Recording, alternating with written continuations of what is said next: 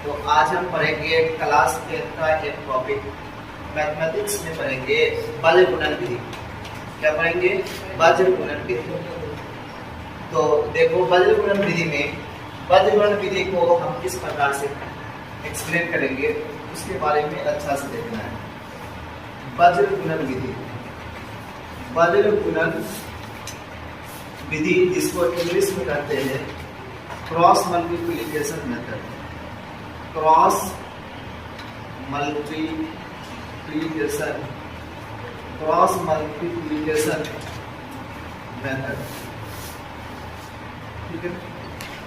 Cross multiplication method, इसमें सबसे पहले सपोज दो रैखिक समीकरण युग्म है, रैखिक समीकरण युग्म मान लेते हैं, दो रैखिक समीकरण युग्म, दो रैखिक समीकरण युग्म, युग्म मीन्स पेयर, दो रैखिक समीकरण युग्म लेंगे। पहला समीकरण युग्म है मेरा a1x plus b1y plus c1 is equal to 0, ठीक है। और दूसरा मेरा है a2x plus b2y plus c2 is equal to 0। और बज्र गुणन विधि जब भी बनेगा तो सबसे पहले बराबर में 0 रहेगा, तभी बज्र गुणन विधि पॉसिबल है, तभी बज्र गुणन विधि का आंसर मिलेगा, ठीक है। अगर बराबर में 0 नहीं है, जैसे इस तरीके से दे दिया 2x प्लस 3y बराबर 35, तो सबसे पहले तुमको क्या करना है, अगर बराबर में 0 नहीं है तो सबसे पहले इसको बराबर में 0 लाएगा। 2x प्लस 3y प्लस में इधर आएगा माइनस 35 बराबर में 0, पहले बराबर में 0 ले आएंगे तब क्वेश्चन को सॉल्व करेंगे, ठीक है ना। तो बज्र गुणन विधि बराबर में 0 रहेगा तभी पॉसिबल है। और इसका फॉर्मूला क्या होता है बज्र गुणन विधि का, उसको समझना है। बज्र गुणन विधि द्वारा हल करेंगे, बज्र गुणन विधि द्वारा, बज्र गुणन विधि द्वारा हल। तो बज्र गुणन विधि द्वारा हल करेंगे तो सबसे पहले इसका फॉर्मूला समझो।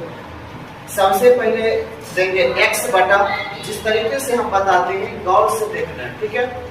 x बटा BC माइनस BC, x बटा BC माइनस BC बराबर y बटा, अब देखो जहां पे खत्म होगा ना वहीं से शुरू होगा। कहां पे खत्म हुआ? C पर, तो C से स्टार्ट होगा और B और C में क्या नहीं है?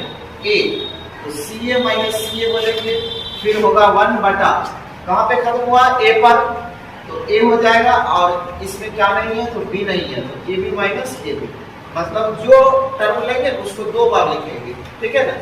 x बटा BC माइनस BC बराबर y बटा CA माइनस CA बराबर 1 बटा AB माइनस AB।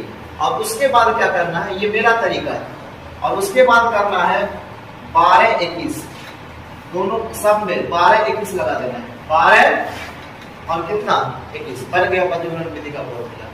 बस समझ गया, ये हो गया बज्र गुणन विधि का फॉर्मूला।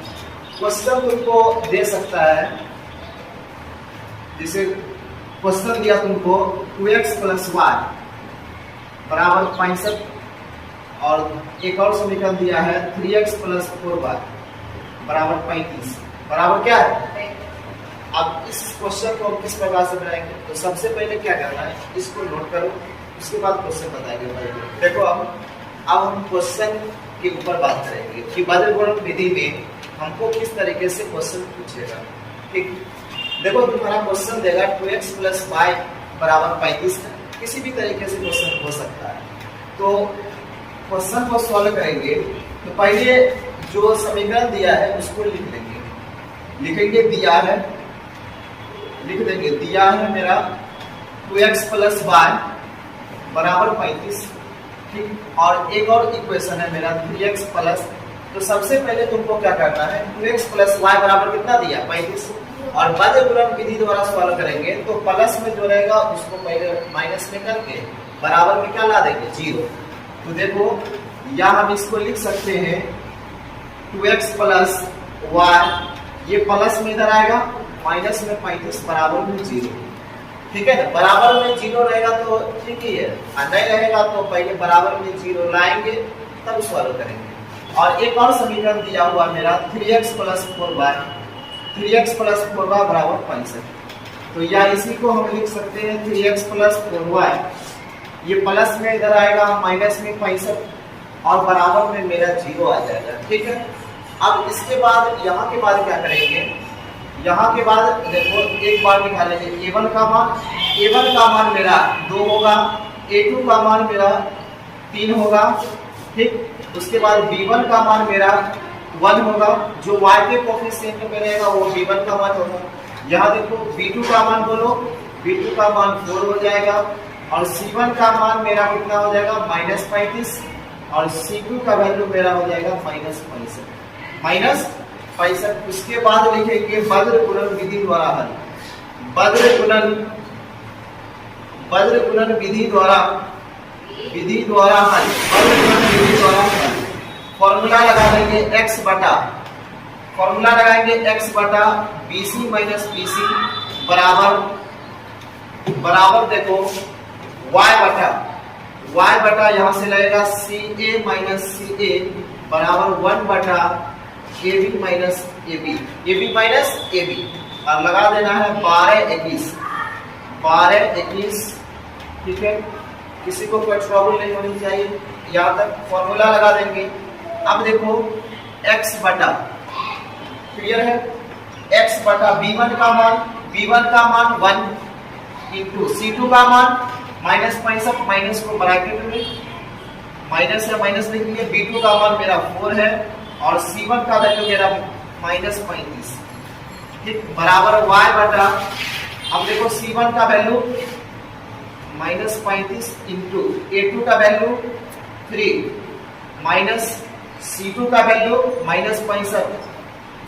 क्लियर है, अब देखो यहाँ से a1 का वैल्यू कितना है 2, a1 का वैल्यू 2 बराबर 1 बटा a1 का वैल्यू 2 दे देंगे और b2 का वैल्यू कितना है 4 माइनस a2 का वैल्यू 3 और b1 का वैल्यू मेरा कितना है 8। उसके बाद देखो इधर सॉल्व करते हैं, हो जाएगा x बटा, ठीक है, x बटा होगा, यहाँ देखो -65 होगा, क्या होगा -65 और माइनस माइनस क्या हो जाएगा प्लस, तो यहाँ देखो लिखेंगे -65 और ये माइनस माइनस कितना होगा माइनस माइनस प्लस, गुना कर दो 5 और 20 की 0 बाकी 2 हो जाएगा। अच्छा क्या 12 तो कितना 14, 12 2 14 और y बटा बोलो, y बटा कितना होगा माइनस, और देखो 5 दिया 15, 5 बाकी 1 हो जाएगा और 3 दिया 9 1 कितना 9 1 10। ठीक है, माइनस माइनस प्लस और इसमें 2 से मल्टीप्लाई करो तो 5 गुना 10 की 0 बाकी 1 और 6 गुना 12 कितना 13, मतलब कितना 130 बराबर 1 बटा, इसको 4 गुना 8 माइनस 3 एकदम 3 हो जाएगा। यहाँ से देखो x बटा 140 में से, ये 140 है, 140 में से 65 को सब्ट्रैक्ट करो, कितना आएगा 140 में से 65, 100 अगर नहीं आता है तो आराम से करो, 140 को 65, ये इसको बचा दिया 10, 10 में से 5 घटा कितना, ठीक है, 10 में से 5 घटा 5 और 13 में से 6 घटा 7, कितना आएगा 75 बराबर y बटा 130 में से 105 को सब्ट्रैक्ट करेंगे 25 बराबर 1 बटा 8 में से 3 घटेगा कितना 5। अब यहाँ तक आने के बाद, यहाँ तक करने के बाद उसके बाद क्या करते हैं, एक बार x का मान निकालेंगे तो एक बार इसको इसके बराबर करेंगे और y का मान निकालेंगे तो एक बार इसको इसके बराबर करेंगे, मतलब एक बार यहाँ तक सब सॉल्व कर लेगा। उसके बाद चलेंगे स्टेप फर्स्ट में चलेंगे और x बटा 75 बराबर कर देगा 1/5। ठीक है, यहाँ से क्रॉस मल्टीप्लिकेशन करो, 5 को x से गुना करेंगे 5x और यहाँ कितना हो जाएगा 75, 5 एकम 5, 2 बचा 25, 25, तो x बराबर x का वैल्यू 15 आ गया। अब चलेंगे स्टेप सेकेंड, इसमें अब एक बार इसको इसके बराबर कर देंगे, y बटा 25 को 1 बटा 5, तो 5 बार बराबर 25 से कम 25, 25 y इक्वल टू कितना 5। यही आंसर हो गया। x का वैल्यू 15 और y का वैल्यू कितना 5। ठीक है, अब इसी प्रकार से तुमको कोई भी क्वेश्चन देगा तो उसको अच्छा तरीका से बना लेना है। ठीक है ना, उसको उतारो। देखो एनसीईआरटी का क्या करना है, प्रश्नावली 3.5 एक्सरसाइज 3.5 का एक पहला नंबर में जितना क्वेश्चन है सबको बना लेना है। ठीक है, एक हम बद्ध गुणन विधि द्वारा हल कर दिए हैं, इसमें बद्ध गुणन विधि द्वारा हल करना है। ठीक, बना लेगा सब। अब देखो 2 नंबर, दूसरा का पहला और दूसरा बहुत ही इंपॉर्टेंट क्वेश्चन है। दूसरा का पहला और दूसरा बहुत इंपॉर्टेंट क्वेश्चन है, ध्यान से देखना है। बोला ए और बी के किन मानों के लिए, ए और बी के किन मानों के लिए निम्न रैखिक समीकरण के युग्म का अपरिमित रूप से अनेक हल है। ठीक है, ए और बी के किन मानों के लिए निम्न रैखिक समीकरणों का अपरिमित रूप से अनेक हल है। देखो सबसे पहले जो समीकरण दिया है उसको लिखेंगे। दिया है हमको, देखो दिया है 2x प्लस 3y बराबर कितना 7, 2x प्लस 3y बराबर 7 और a minus B into x, a minus B into x plus a plus B into y बराबर दिया है 3a plus B minus 2, 3a plus B minus 2। ठीक, अब देखो इसमें इस तरीके से क्वेश्चन दिया है और अपरिमित रूप से अनेक हल है। अपरिमित रूप से अनेक हल तब हमको a और b का मान निकालना है। ठीक है, तो देखो अपरिमित रूप से अपरिमित रूप से जब अनेक हल रहता है, अनेक हल के लिए अपरिमित रूप से अनेक हल के लिए a1 बाय a2 बराबर b1 बाय b2 बराबर c1 बाय c2 होता है। ठीक है, अपरिमित रूप से अनेक हल के लिए a1 बाय a2 बराबर b1 बाय b2 बराबर c1 बाय c2 होता है। जब भी अपरिमित रूप से अनेक हल बोलेगा इस तरीके से लिख देंगे। अब उसके बाद a1 का मान 2 है, a1 का मान 2, a2 का मान मेरा a माइनस b होगा, b1 का मान 3 होगा, b2 का मान a प्लस b और c1 का मान कितना 7 और c2 का मान हो जाएगा 3a प्लस b माइनस 2। ठीक है, अब देखो यहाँ तक किसी को कोई दिक्कत नहीं। अब क्या करेंगे, एक बार हम इसको और इसको कंपैरिजन करके एक इक्वेशन निकाल लेंगे और एक बार इसको कंपैरिजन करके एक इक्वेशन निकालेंगे। बस समझ रहे हैं? तो चलते हैं स्टेप फर्स्ट में। स्टेप ठीक है, 2 बटा a माइनस बी कंपैरिजन करते हैं एक बार इसमें और इसमें। 2 बाय a माइनस बी बराबर होगा 3 बटा a प्लस बी। इसमें क्रॉस मल्टीप्लिकेशन करो, होगा 2a प्लस कितना 2b बराबर 3a माइनस कितना 3b। देखो बराबर देखना है क्या आएगा। देखो तो 2a है, a वाले को एक तरफ b वाले को एक तरफ करना है। तो देखो यहां से 2a है, 2a ये प्लस में इधर आया, माइनस में 3a बराबर में देखो इधर बचेगा माइनस 3b, ये प्लस में इधर जाएगा माइनस में 2b, माइनस में 2b आ जाएगा। अब देखो घटाएगा तो ये होगा माइनस a, 3 में से 2 घटेगा, एक नहीं आएगा माइनस में, और ये होगा माइनस 5b, माइनस माइनस खत्म। a बराबर कितना आया, a बराबर 5b आया, a बराबर 5b। ठीक है, इसको इसी प्रकार से रहने दो। अब देखो एक बार चलते स्टेप सेकेंड में चलेंगे। एक बार इसको और इसको बराबर करो, इसको और इसको बराबर करेंगे तो क्या होगा 3 या देखो 3 या 9a प्लस 3b माइनस 3 दूना 6 बराबर में हो जाएगा 7a प्लस कितना भी 7b। अब देखो जहां जहां a है वहां कितना पुट करेंगे 5b। देखो 9 इंटू a की जगह कितना पुट करेंगे 5b प्लस हो जाएगा 3b माइनस 6 बराबर 7 इंटू ए के लिए पुट करेंगे 5b बराबर 7b। देखो 9 5 45b प्लस 3b माइनस 6 बराबर 7 5 35b प्लस 7b। अब देखो इसको सॉल्व करो।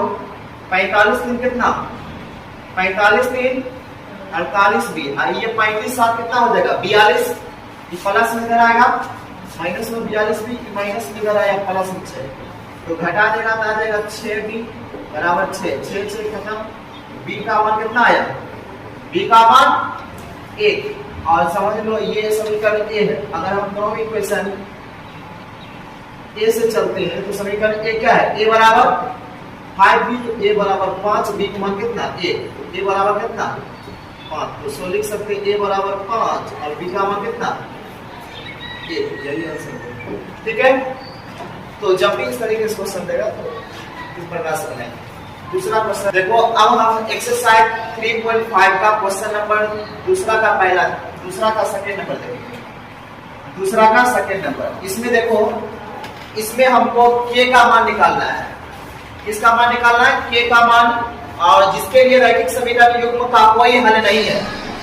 रैखिक समीकरण युग्म का कोई हल नहीं है और दो हमको रैखिक समीकरण युग्म गिवन है। पहला है 3x plus y is equal to 1 और सेकेंड है 2k minus 1 into x plus k minus 1 into y बराबर में दिया है 2k प्लस 1। बराबर में कितना दिया है 2k प्लस 1। देखो इसमें सबसे पहले बोला है निम्न रैखिक समीकरण युग्म का कोई हल नहीं है तो कोई हल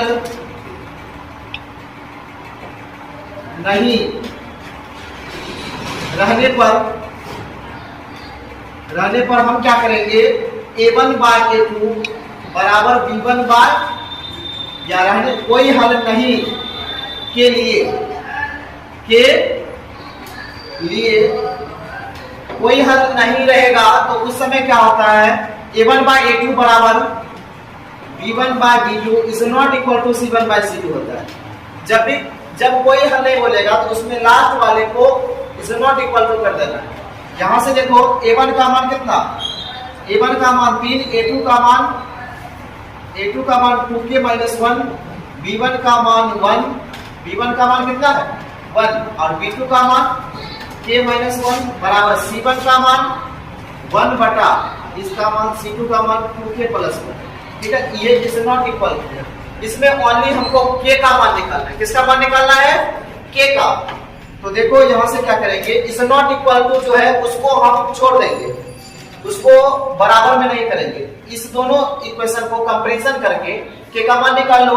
3 को k से गुना करेगा कितना 3 को k से गुना करेंगे 3k माइनस 3 को 1 से गुना करेंगे 3 बराबर 1 से गुना करेंगे सेम रह जाएगा 2k माइनस 1। k वाले को एक तरफ कर दो 3k ये प्लस में इधर आया माइनस में 2k बराबर में ये माइनस 1 ये माइनस में इधर आया प्लस में कितना 3 में से 2 घटा कितना 1 ओनली k मतलब k बराबर 3 में से 1 घटा कितना 2 k बराबर कितना आया 2। कोई दिक्कत। तो इस प्रकार से क्वेश्चन को बनाएंगे। कुछ क्वेश्चन हम लिख देते हैं उसको खुद से बना लेगा। होमवर्क में लिख देते हैं। देखो पहला क्वेश्चन है इसमें k का मान निकालना है। k के किस मान के लिए निम्न रैखिक समीकरण युग्म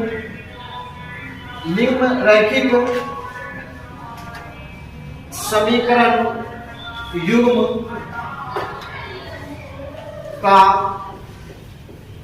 अपरिमित रूप से अनेक हल